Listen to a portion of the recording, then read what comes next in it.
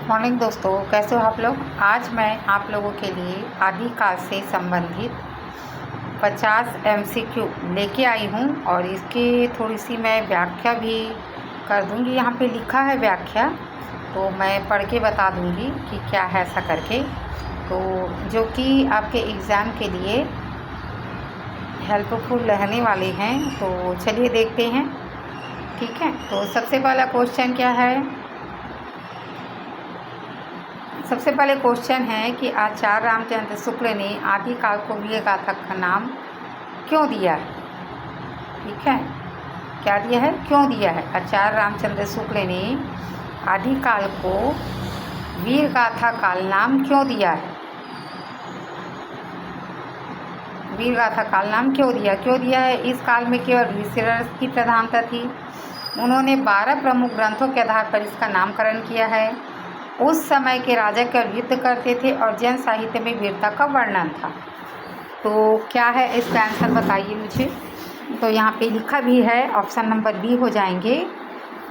उनमें से 12 प्रमुख ग्रंथों के आधार पर उन्होंने उस काल के प्रमुख ग्रंथों को वीर गाथा काल कहा है, ग्रंथों के आधार पर ना। तो यहाँ पे विस्तृत व्याख्या देख लेते हैं कि यहाँ पे क्या कहा है कि आचार्य रामचंद्र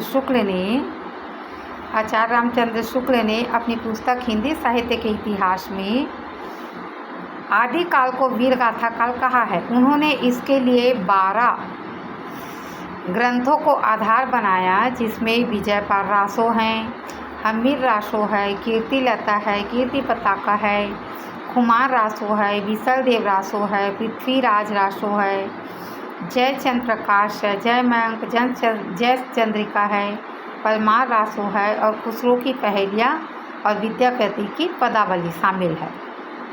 तो इन ग्रंथों के आधार पे आचार्य रामचंद्र शुक्ल ने अपने पुस्तक हिंदी साहित्य के इतिहास में आदिकाल को वीर गाथा काल कहा है।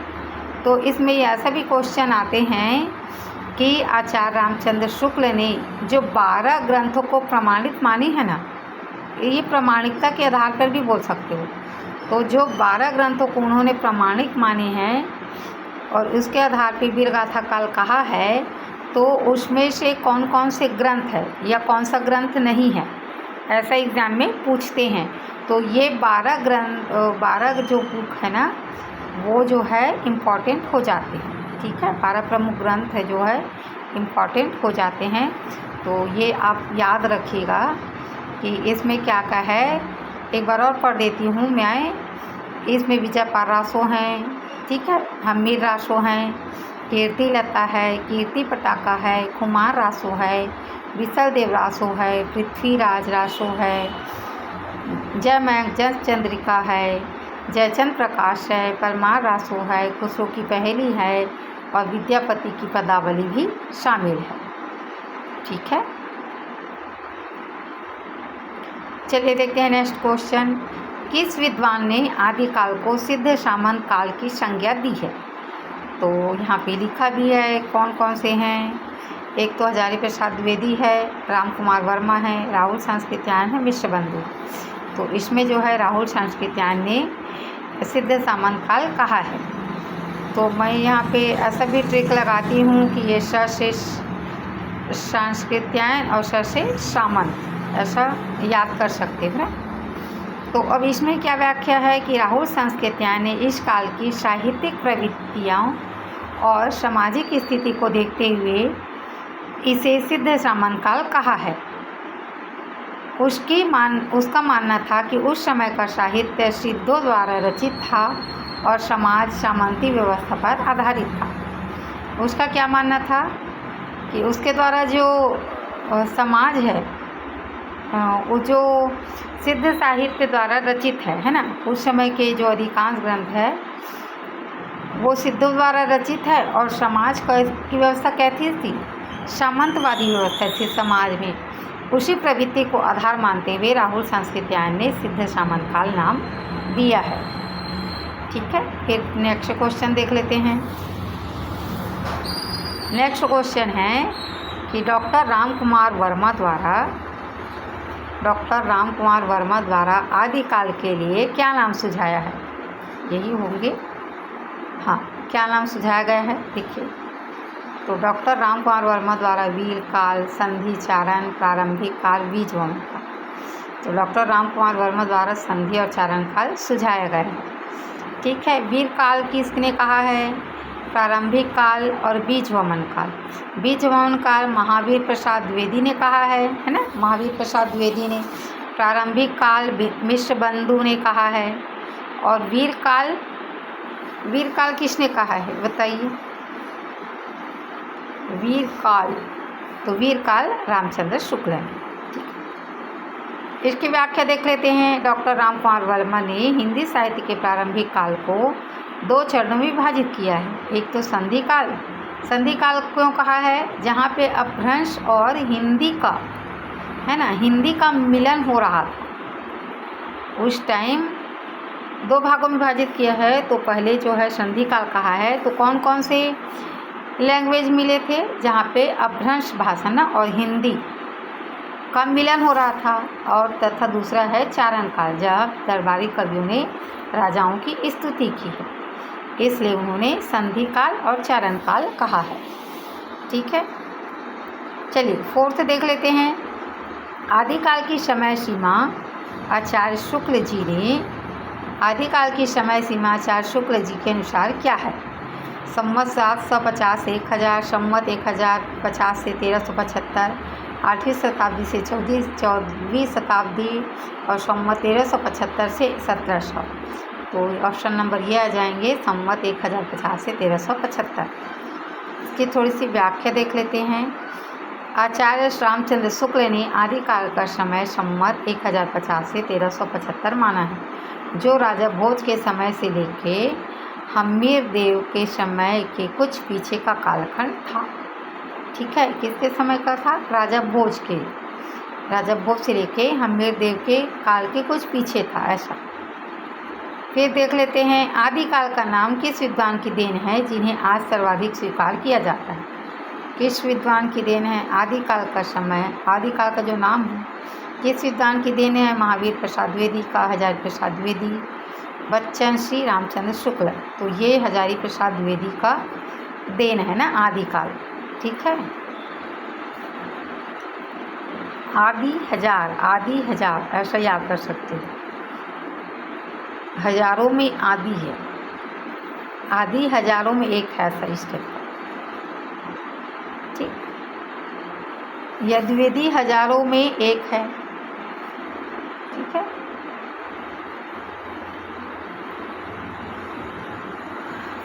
इसकी व्याख्या देख लेते हैं। क्या है? हजारी प्रसाद द्विवेदी ने वीर गाथा काल का नामकरण पर आपत्ति जताते हुए, वीर गाथा काल का नामकरण जो दिया है उस पर आपत्ति जताते हुए इन्हें आदिकाल कहा है। उनका तर्क था कि इस काल में केवल वीरता ही नहीं, इस काल में केवल वीरता ही नहीं, वीर गाथा काल किसने का नाम दिया? वीर गाथा काल जो है आचार्य रामचंद्र शुक्ल ने दिया था, है ना। पीछे पढ़े हैं अभी हम लोग, रामचंद्र शुक्ल ने दिया था। ठीक है, रामचंद्र शुक्ल ने दिया था। तो उस पर आपत्ति जताते हुए हजारी प्रसाद द्विवेदी ने उसका नाम आदिकाल कहा, क्योंकि आदिकाल में केवल वीरता के ही ग्रंथ नहीं रचे गए, बल्कि धार्मिक जैसे सिद्ध, नाथ साहित्य तथा लौकिक साहित्य भी प्रचुर मात्रा में लिखे गए हैं। ठीक, इस कारण उन्हें आपत्ति जताई। फिर आते हैं 6 क्वेश्चन देख लेते हैं। जॉर्ज ग्रियर्सन ने हिंदी साहित्य के प्रथम काल को क्या कहा है? जॉर्ज ग्रियर्सन ने, एक मिनट, हाँ, जॉर्ज ग्रियर्सन ने हिंदी साहित्य के प्रथम काल को क्या कहा है? आदिकाल, चारण काल, प्रारंभिक काल, अपभ्रंश काल। तो ये चारण काल का है। जॉर्ज ग्रियर्सन ने हिंदी साहित्य के प्रथम काल को चारण काल कहा है। व्याख्या देख लेते हैं, इन्होंने क्या कहा है। जॉर्ज ग्रियर्सन पहले विद्वान थे जिन्होंने हिंदी साहित्य का काल विभाजन किया और प्रथम काल को चारण काल नाम दिया है। ठीक है, यानी जॉर्ज ग्रियर्सन ही पहले विद्वान थे जिन्होंने हिंदी साहित्य का काल विभाजन किया और प्रथम काल को चारण काल कहा है। तो ऐसा भी आ सकते हैं कि हिंदी साहित्य का जो चारण काल नाम है उन्होंने सबसे पहले किसने दिया, ठीक है, तो जॉर्ज ग्रियर्सन, ठीक है। और चारण काल नाम भी एक किसने दिया है, राम कुमार वर्मा ने दिया है ना। तो दोनों में नाम कंफ्यूज हो सकते हैं, तो आप लोग ध्यान रखना। फिर आते हैं कि मिश्र बंधु ने आदिकाल को क्या नाम दिया है, आरंभिक काल, पूर्व प्रारंभिक, प्राचीन और शून्य। तो क्या का नाम दिया है बताइए, तो ये हो जाएंगे आरंभिक काल नाम दिया है, ठीक है। इसकी व्याख्या देख लेते हैं।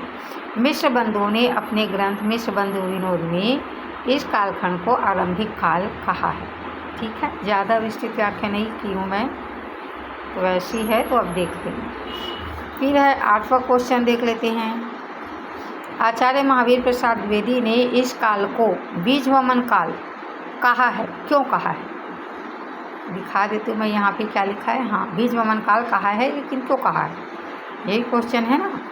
तो क्यों कहा होंगे, क्योंकि यहाँ से कविता का अंत हो रहा था, क्योंकि यह हिंदी साहित्य के बीज बोने का समय था, क्योंकि इसमें केवल धार्मिक ग्रंथ थे, क्योंकि इसकी भाषा बहुत कठिन थी। क्या आएंगे, तो ये ऑप्शन नंबर भी हो गए, क्योंकि यह हिंदी साहित्य के बीज बोने का समय था, क्योंकि यह हिंदी साहित्य के बीज बोने का समय था। इसकी व्याख्या देख लेते हैं थोड़ा सा।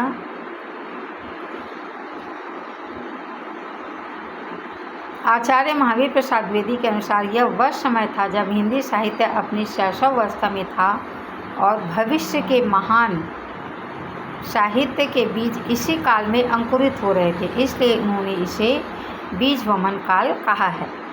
क्यों कहा है, आचार्य महावीर प्रसाद द्विवेदी ने अनुसार यह वह काल था जब हिंदी साहित्य अपने शैशवावस्था में था, यानी शिशु अवस्था में था, और भविष्य के महान साहित्य के बीज इसी काल में अंकुरित हो रहे थे, इसलिए इन्होंने उसे बीज वमन काल कहा है। विश्वनाथ प्रसाद ने आदिकाल को किस नाम से पुकारा है, विश्व। तो क्या कहा है, वीर गाथा काल कहा है, वीर काल कहा है, सिद्ध सामंत काल कहा है, आधार काल कहा है। तो ये वीर काल कहा है, और वीर गाथा काल कहने वाले कौन है, आचार्य रामचंद्र शुक्ल है। लेकिन वीर काल जो है विश्वनाथ ने कहा है, ठीक है, विश्वनाथ, ये भी याद रख लेना, नहीं तो दोनों में आप लोग कंफ्यूज हो जाओगे कि वीर गाथा काल किसने कहा है और वीर काल किस कहा है, ऐसा, ठीक। तो इसकी व्याख्या देख लेते हैं। विश्वनाथ प्रसाद ने इस काल की प्रमुख विशेषता वीरता को मानते हुए इसे वीर काल कहा है, ठीक है, प्रमुख विशेषता वीरता को मानते हुए इसे वीर काल कहा है। फिर देते हैं, किस विद्वान ने आदिकाल को शून्य काल कहा है, किस विद्वान ने आदिकाल को शून्य काल कहा है। डॉक्टर नगेंद्र ने, गणपति चंद्रगुप्त ने, धीरेन्द्र वर्मा ने, सुमन राज ने। तो ये डॉक्टर गणपति चंद्रगुप्त ने आदिकाल को शून्य काल कहा है, ठीक है, शून्य काल कहा है। इसकी व्याख्या देख लेते हैं थोड़ा सा। डॉक्टर गणपति चंद्रगुप्त ने आदिकाल को शून्य काल और वैज्ञानिक इतिहास के संदर्भ में व्याख्यायित किया है, वैज्ञानिक इतिहास के संदर्भ में व्याख्यायित किया है, यानी शून्य काल जो है अपने वैज्ञानिक साहित्य के इतिहास में इन्होंने बताया है कि कहा है शून्य काल, ऐसा बोल सकते हैं, ठीक। फिर आते हैं नेक्स्ट क्वेश्चन। आदिकाल के राजनीतिक परिवेश में किस सम्राट की मृत्यु के बाद विकेंद्रीकरण शुरू हुआ, आदिकाल के राजनीतिक परिवेश में किस सम्राट की मृत्यु के बाद विकेंद्रीकरण शुरू हुआ, विकेंद्रीकरण शुरू हुआ चंद्रगुप्त मौर्य, सम्राट हर्षवर्धन, पृथ्वीराज चौहान, महाराणा प्रताप। तो ये जो है सम्राट हर्षवर्धन। देख लेते हैं व्याख्या कि सम्राट हर्षवर्धन की मृत्यु 647 ईस्वी के बाद भारत में केंद्रीय सत्ता छिन्न भिन्न हो गई, ठीक है। जो हर्षवर्धन के टाइम थी ना, वो हमारे इंडिया जो है ऐसा बोल सकते हो कि एकजुट थी, यानी एक शासक था, ऐसा शासन था, ऐसा बोल सकते हो। लेकिन जब हर्षवर्धन की मृत्यु हुई ना, तो छोटे छोटे राज्य आपस में लड़ने लगे, ठीक है, और फिर वो छिन्न भिन्न हो गया। ठीक, तो वह यही पूछा है, और छिन्न भिन्न हो गया और छोटे छोटे राज्य फिर आपसी संघर्ष और बाहरी आक्रमणों का मार्ग प्रशस्त हुआ। जब आपस में लड़ेंगे तो उसको देख के फिर बाहरी व्यक्ति आपस में लड़ने ही आ जाएंगे। तो ऐसा फिर हुआ है। तो किसके काल में हुआ? ये सम्राट हर्षवर्धन की मृत्यु के बाद 647 में। ठीक है। आदिकालीन साहित्य में जौहर और सती प्रथा का मुख्य कारण क्या था? धार्मिक अंधविश्वास था, विदेशी आक्रमणकारियों से मान मर्यादा की रक्षा था, राजाओं की विलासिता था कि शिक्षा का अभाव था। तो ये जो है सही था, विदेशी आक्रमणकारियों से मान मर्यादा की रक्षा था, सही है। आप देखे भी होंगे जैसे पद्मावती में, है ना, पद्मावती मूवी देखे हो, पद्मावती। तो वहाँ उसका क्या कारण था कि हजारों पद्मनियाँ जो है एक साथ आग में कूद पड़ती हैं। क्यों कूद पड़ते हैं? क्योंकि अपनी मान को बचाने के लिए, है ना, अपनी मान मर्यादा को बचाने के लिए कूदते हैं। तो सती और जौहर कथा क्या था? वही उसका मुख्य रीज़न था। धार्मिक अंधविश्वास नहीं था। धार्मिक अंधविश्वास भी थे कुछ हद तक, लेकिन थोड़े हद तक। लेकिन सबसे बड़ा रीज़न ये थे कि विदेशी आक्रमणकारियों जो हमला कर देते थे और फिर वो जीत जाते थे, तो वहाँ की स्त्रियाँ वो सुरक्षित नहीं रह पाती थी। इससे अच्छा था कि वो अपने आप को सती हो जाए या जौहर कर ले, यही उसका था। ठीक है, चलिए देखते हैं 30। आदिकाल में किन दो प्रमुख काव्य शैलियों का प्रयोग हुआ था? किन काव्य शैलियों का प्रयोग हुआ था बताइए? अवधी, ब्रज, डिंगल पिंगल, पाली प्राकृत, खड़ी और मैथिली। तो ये डिंगल पिंगल का नाम सुने हूँ आदिकाल में। अब ये डिंगल पिंगल क्या होते हैं यहाँ पे लिखे हूँ। आदिकाल में डिंगल जो है कर्कश राजस्थानी मिश्रित अपभ्रंश था, है ना, जो कर्कश थे, अच्छे नहीं थे, ऐसा बोल सकते हो। कर्कश राजस्थानी मिश्रित अपभ्रंश जो वीर रस के लिए थे, और पिंगल जो है कर्णप्रिय ब्रज भाषा मिश्रित अपभ्रंश के लिए प्रयोग होता था। ठीक है, पिंगल जो है कर्णप्रिय, प्रिय से पिंगल, और ठीक है, प्रिय से पिंगल कर लें, प्रिय से पिंगल। तो पिंगल जो है प्रिय थे, है ना, ब्रजभाषा मिश्रित अपभ्रंश था, लेकिन वो राजस्थानी और प्लस अपभ्रंश का मिश्रण था। ठीक है, राजस्थानी और अपभ्रंश, और ये ब्रजभाषा और अपभ्रंश का। ये भी पूछते हैं कि डिंगल किसे कहते हैं, तो कौन कौन से लैंग्वेज ऐसा आते हैं ना, कौन कौन से लैंग्वेज मिश्रित हैं ऐसा। पिंगल शैली को आगे चलकर किस भाषा में विलीन हो गई? पिंगल शैली आगे चलकर किस भाषा में विलीन हुई बताइए? तो यहाँ पे है राजस्थानी है, ब्रज है, अवधी है, खड़ी बोली है। तो ये ब्रज भाषा में विलीन हो गई पिंगल शैली। ठीक है, पिंगल शैली ब्रज भाषा में विलीन हो गई। ब्रज और अपभ्रंश का मिश्रण पिंगल, है ना, अपभ्रंश अभी पढ़े हो। ठीक, अपभ्रंश का मिश्रण पिंगल, तो और आगे जाकर वो फिर ब्रज भाषा में विलीन हो जाते हैं। पिंगल शैली अपनी मिठास और कोमलता के कारण लोकप्रिय हुई, और कालांतर में इसका विकास ब्रज भाषा के रूप में हो गया। देखिए यहाँ पे अपनी कोमलता और मिठास के कारण क्या हुआ, बहुत लोकप्रिय हुआ, और आगे चलकर इसका जो विकास है वो ब्रज भाषा के रूप में हो गया। आदिकालीन साहित्य में किस तत्व का सबसे अधिक अभाव पाया जाता है? सबसे अधिक अभाव जो है आदिकालीन साहित्य में किसका पाए जाते हैं?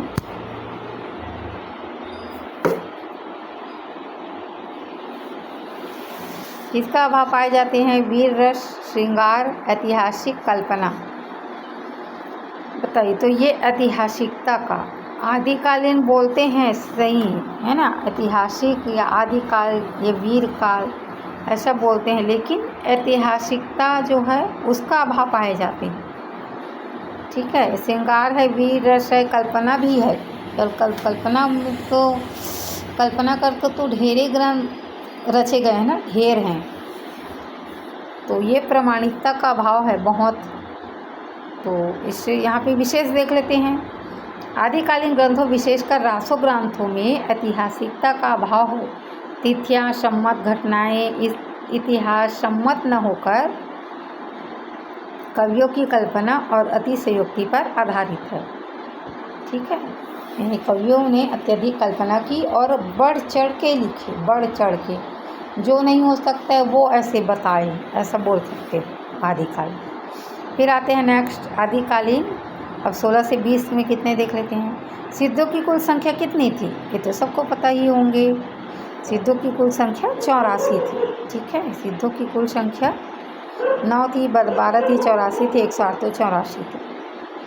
विस्तृत व्याख्या देख लेते हैं। बौद्ध धर्म की व्रजयान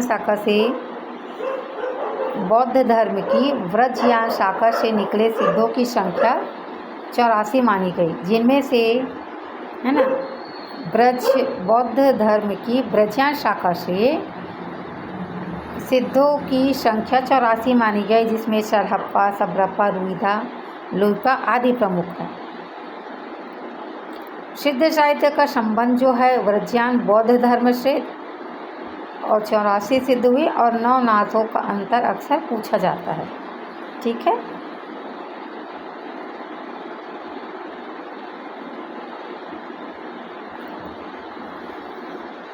हिंदी का पहला कवि सर्वसम्मति से किसे माना गया है। स्वयंभू को। हिंदी का पहला कवि सर्वसम्मति से किसे माना है। स्वयंभू को, सरहप्पा को, पुष्पदंत को, चंद बरदाई को। तो इस सरहप्पा को माना है। और किसने माना है इसको। राहुल सांस्कृत्यायन ने।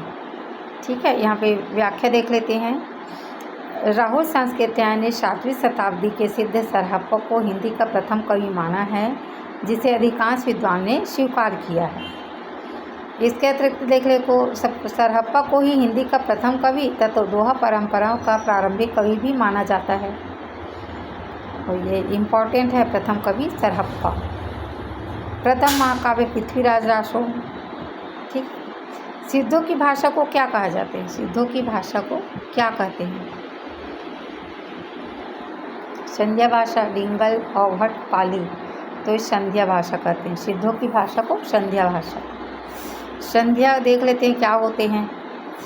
महामहोपाध्याय हरप्रसाद शास्त्री ने सिद्धों की भाषा को संध्या भाषा कहा है। ये भी पूछ सकते हैं कि संध्या भाषा किसने कहा है ना। सिद्धों की भाषा को संध्या भाषा किसने कहा है। तो संध्या भाषा किसने कहा है। हरप्रसाद शास्त्री ने। महामहोपाध्याय हरप्रसाद शास्त्री ने सिद्धों की भाषा को संध्या भाषा कहा है। इसका अर्थ यह है कि ऐसी भाषा जो शाम के धुंधलके की तरह कुछ स्पष्ट और कुछ अस्पष्ट दिखाई दे। ठीक है, कुछ स्पष्ट और कुछ अस्पष्ट दिखाई दे।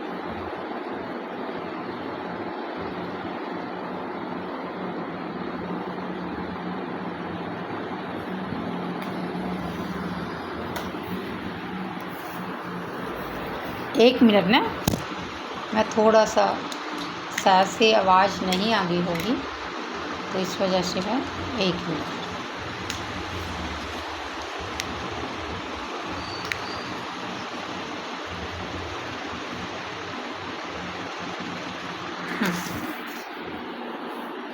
मैं इस क्वेश्चन को और बता देती हूँ कि संध्या भाषा, सिद्धों की भाषा को क्या कहते हैं। संध्या भाषा कहते हैं।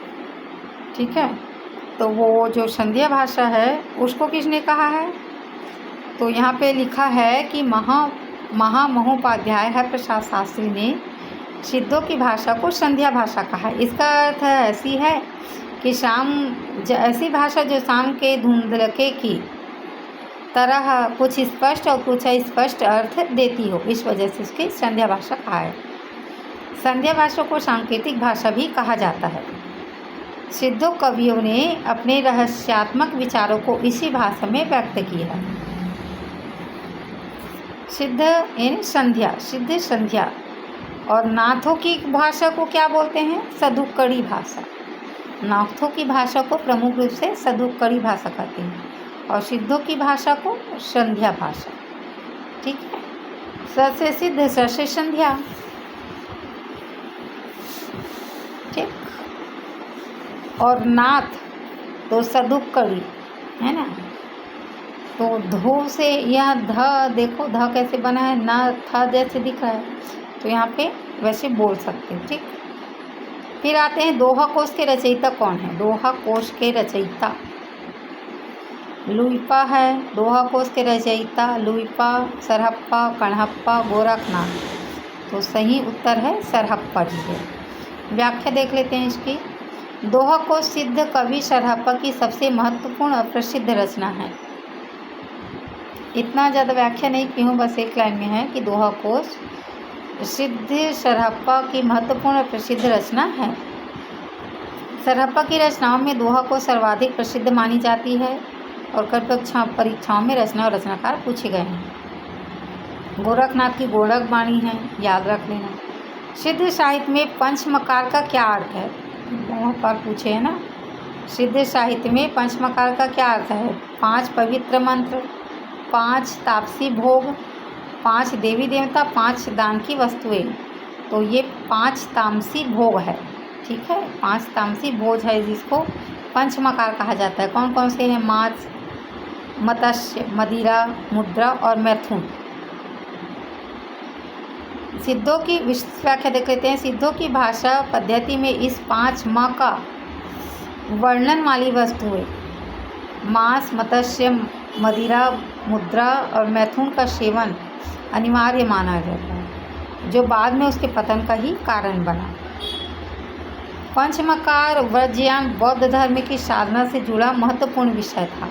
पंचमकार जो भी सिद्ध थे उसको ये 5 चीज़ें करना अनिवार्य थे। अगर वो 5 चीज़ नहीं करते तो वो सिद्ध नहीं कहलाते। तो इस टाइप का ऐसा, ठीक है।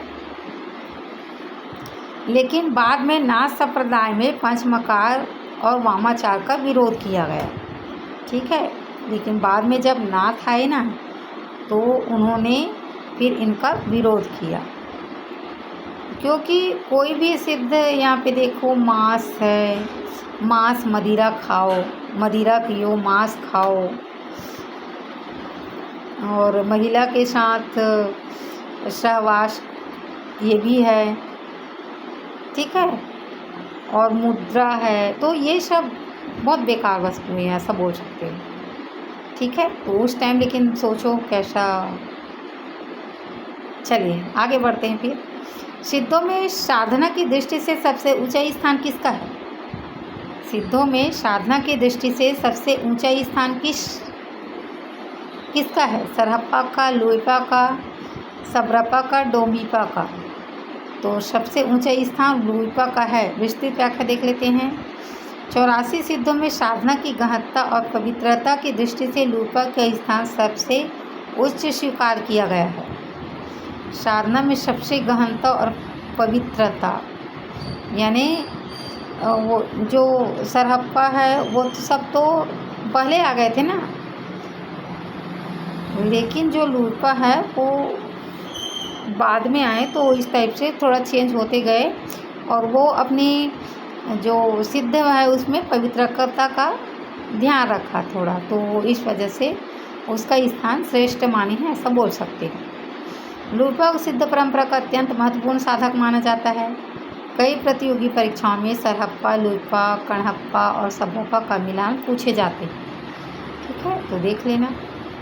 इसमें ऐसे भी दे सकते हैं कि इसको बढ़ते क्रम में लिखें या इसका टाइम के अनुसार इसे जमाइए, ऐसा बोलते हैं। तो आप लोग देख लेना। ठीक है, प्रथम कवि कौन आएंगे यहाँ पे। सरहप्पा आएंगे कि सबरप्पा आएंगे। पहले तो सरहप्पा आएंगे, फिर कणहप्पा की सबरप्पा, लास्ट में लुइपा आएंगे, है ना। ठीक, पहले सरहप्पा, फिर सबरप्पा, फिर कणहप्पा, फिर लुइपा, ऐसे आएंगे।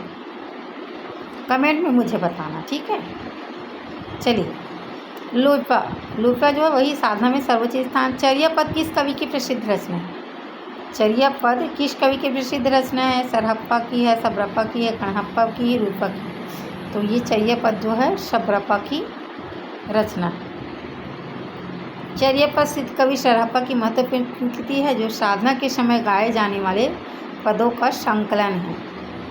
चर्या पद में क्या होता है, साधना के समय ना ये इम्पोर्टेंट बिंदु है। साधना के समय गाने जाने वाले गीतों का संकलन होते हैं। देखो, पदों का संकलन है चर्या पद में। चर्या पद को बौद्ध सिद्धों की साधना परंपरा का महत्वपूर्ण ग्रंथ माना जाता है। इनमें रहस्यवाद और सांकेतिक शैली का भी प्रयोग मिलता है। बौद्ध सिद्धों की है। फिर आते हैं नाथ पंथ के वास्तविक प्रवर्तक कौन माने जाते हैं। नाथ पंथ के वास्तविक प्रवर्तक मच्छेंद्रनाथ, गोरखनाथ, आदिनाथ कौन माने जाते हैं नाथ पंथ के प्रवर्तक, और जालंधर नाथ। तो नाथ पंथ के प्रवर्तक जो है गोरखनाथ माने जाते हैं।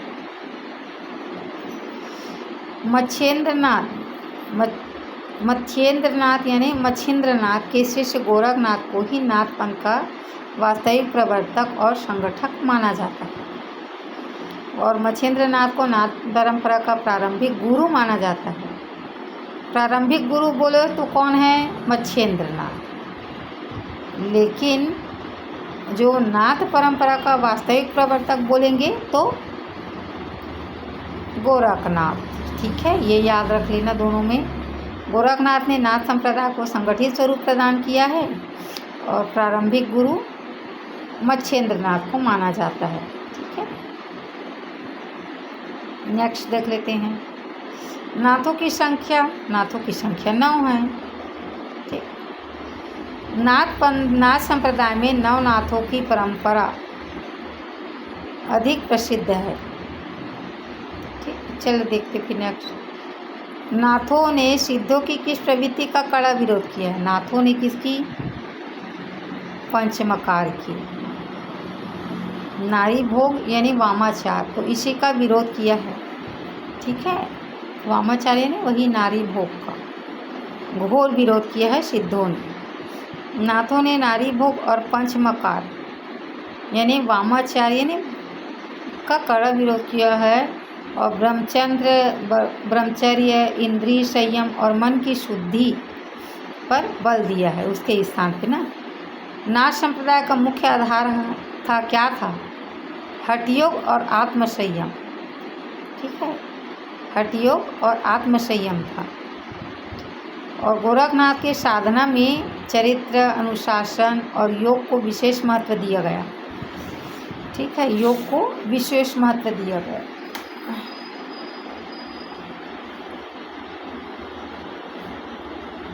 यानी चरित्र शुद्धता होनी चाहिए, मन भी शुद्ध होना चाहिए, आचरण भी शुद्ध रहना चाहिए। तो ये है नाथों ने ना ये किया। ठीक, और सिद्धों में वो सब जो पंचमकार थी वो अनिवार्य थी। लेकिन जब नौनाथ आए ना, नाथ आए, तो उन्होंने फिर इसका घोर विरोध किया और फिर उसका जो चेंज करके उसको अच्छे यानी अनुशासन में उसका कहना चाहिए योग को उसमें ऐड करके फिर और अच्छे से उसको नया रूप दिया और वो नाथों के रूप में फिर प्रसिद्ध हुई।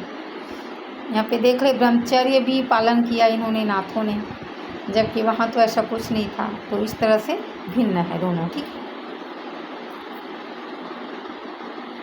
और किसका विरोध किया नाथ संप्रदाय में देख लो, हठयोग। ठीक है, नाथ संप्रदाय इक्वल टू क्या होंगे, ब्रह्मचर्य का पालन, वामाचार का विरोध और हठयोग। ठीक है, तो ये हो गया। चलिए फिर देते हैं हठयोग साधना का आधार किस साहित्य में मिलता है। किस साहित्य में मिलता है साधना का आधार, सिद्ध, जैन, नाथ, रासो। तो नाथ साहित्य में मिलता है हठयोग। हठयोग यानी क्या होता है यहाँ पे दिया है, देख लीजिए। नाथों ने शरीर और मन की शुद्धि के लिए हठयोग पद्धति यानी जो षट चक्र भेदन कुंडलिया जागरी को अपनी साधना का आधार बनाया, इसको बोलते हैं हठयोग। यानी बोलते हैं ना चक्र है, 12 चक्र हैं या 6 चक्र हैं, जो भी हैं, उन चक्रों को जागृत करना किसके द्वारा, योग के द्वारा। ठीक है, उन चक्रों को जागृत करना। षट चक्र बोले ना तो 6 चक्र। ठीक है, 6 चक्र और कुंडलियाँ, तो ये जागृत करना ही उसमें अपनी साधना को आधार बनाया है। और योग के द्वारा वो फिर अपनी साधना, ये जो कुंडलियाँ हैं उसको जागृत करते थे। हठ योग का व्यवस्थित विकास जो है नाथ संप्रदाय ने किया है। गोरखनाथ को हठ योग परंपरा का प्रमुख आचार्य माना जाता है और योग, कुंडलिनी जागरण और षट चक्र भेदन से संबंधित प्रश्न प्रतियोगी परीक्षाओं में पूछे जाते हैं। ठीक है। नाथ संप्रदाय, हठ योग। गोरखनाथ की रचनाओं का संकलन गोरखवाणी नाम से किसने किया है? मोस्ट IMP है।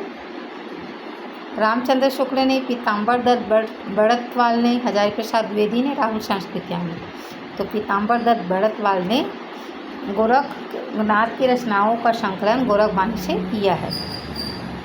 व्याख्या देख लेते हैं थोड़ा सा। डॉक्टर पीताम्बर दत्त बड़तवाल ने गोरखनाथ के प्रमाणित रचनों, पदों और रचनाओं का संपादन गोरखवाणी शीर्षक से किया है। फिर देख लेते हैं गोरखनाथ की रचनाओं के अध्ययन में गोरखवाणी सबसे महत्वपूर्ण ग्रंथ माना जाता है। संपादक और रचनाकार के मिलान परीक्षाओं में अक्सर पूछे जाते हैं। और गोरखनाथ की रचयिता नहीं बल्कि संपादक है। गोरखवाणी के वो रचयिता नहीं है बल्कि संपादक है।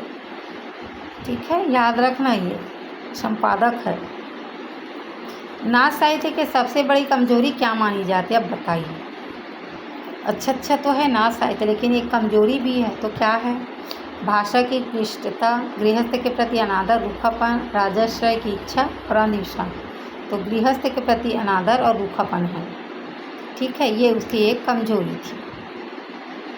नाथ साहित्य अत्यंत शुष्क और वैराग्य प्रधान था, है ना, और जिससे गृहस्थ जीवन के प्रति तिरस्कार का भाव है। इसी कारण यह जन सामान्य के हृदय से पूरी तरह से नहीं जुड़ सका।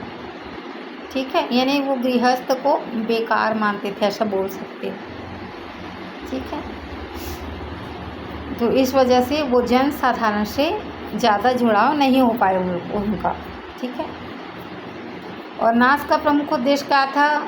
उद्देश्य योग और वैराग्य का प्रचार करना, है ना, वैराग्य, ब्रह्मचर्य का प्रचार, वैराग्य तो इसका, और गृहस्थ जीवन के प्रति नकारात्मक दृष्टिकोण इसकी प्रमुख सीमा मानी जाती है। ठीक, और सिद्ध साहित्य की कमजोरी और नाथ साहित्य की कमजोरी अलग अलग पूछी जा सकती है।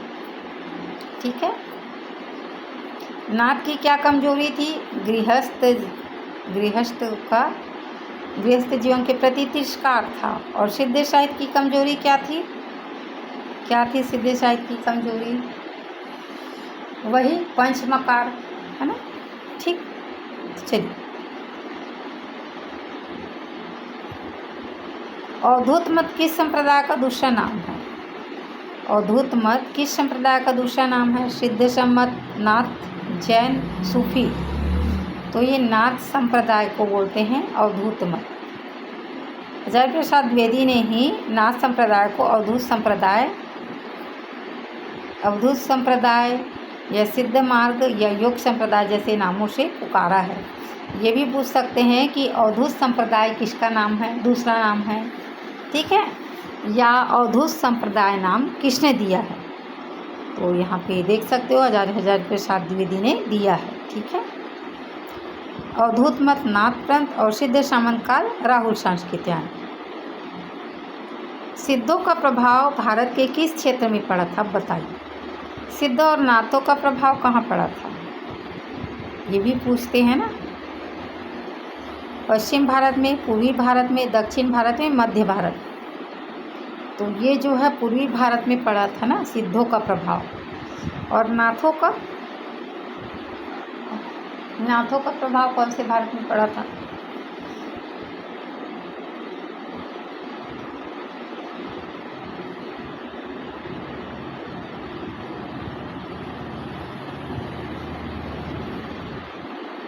पूर्वी भारत में पड़ा था बिहार, बंगाल, असम में।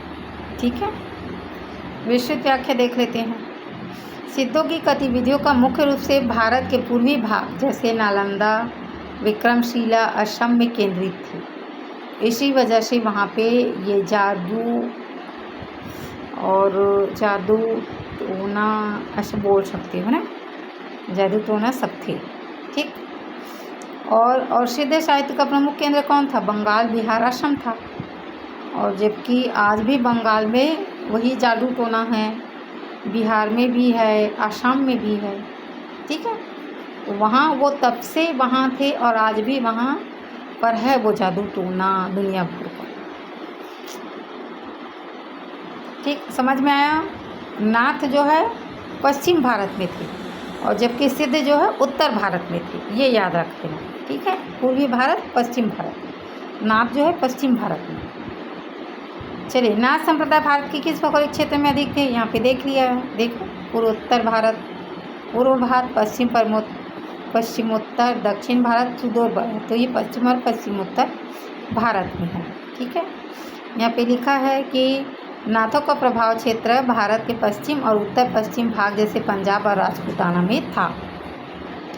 सिद्धों और नाथों का प्रभाव क्षेत्र में अंतर प्रतियोगी परीक्षाओं में बार बार पूछे जाते हैं और विशेष रूप से नाथ संप्रदाय का प्रभाव विशेष रूप से पंजाब में, राजस्थान में, हिमालय क्षेत्रों और नेपाल तक माना जाता है।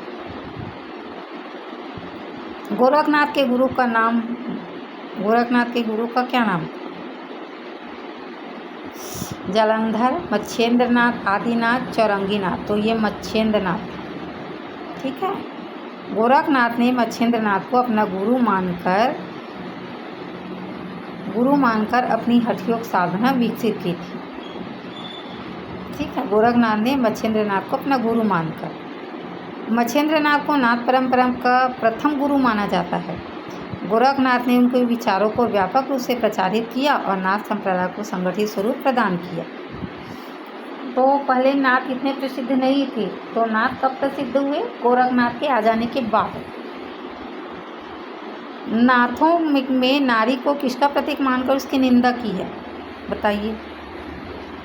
शक्ति, माया, लक्ष्मी, सरस्वती। तो माया की ही है ना, नारी को माया माना है, इसलिए वो नारी से दूर भैया, ब्रह्मचर्य व्रत का पालन करो। ठीक है, तो वैराग्य, ब्रह्मचर्य, इंद्रिय नियंत्रण पर विशेष बल दिया गया। नाथपंथियों ने नारी को साधना मार्ग में बाधक माना है और माया का रूप मानकर उसको घोर निंदा की है। नाथ साहित्य में वैराग्य, ब्रह्मचर्य, इंद्रिय निग्रह का विशेष बल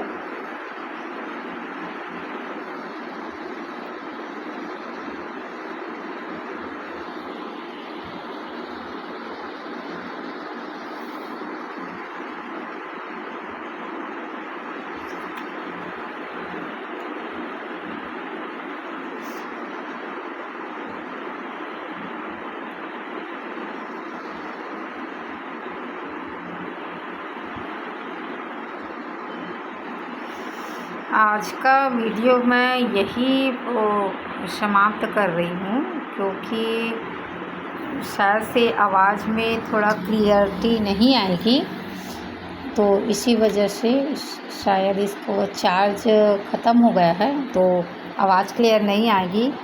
तो मैं बताऊंगी तो वो सुनाई अच्छे से नहीं देगी, इसलिए हम लोग यहीं तक करते हैं। बाकी जो बचे हैं 20 प्रश्न, उसको मैं नेक्स्ट वीडियो में लेकर आऊँगी। आप लोग कमेंट कर देना ये वीडियो आप लोगों को कैसे लग रहे हैं। ठीक है, तो चलिए फिर मिलते हैं नेक्स्ट वीडियो में, तब तक के लिए धन्यवाद। ठीक है, और इससे पहले अगर वीडियो आपको अच्छे लगते हैं तो प्लीज़ लाइक कीजिए, कमेंट कीजिए, सब्सक्राइब कीजिए, ताकि और मैं ऐसी वीडियो लेके आती रहूं। ठीक है, तो धन्यवाद, मिलते हैं फिर नेक्स्ट वीडियो में, तब तक के लिए गुड बाय।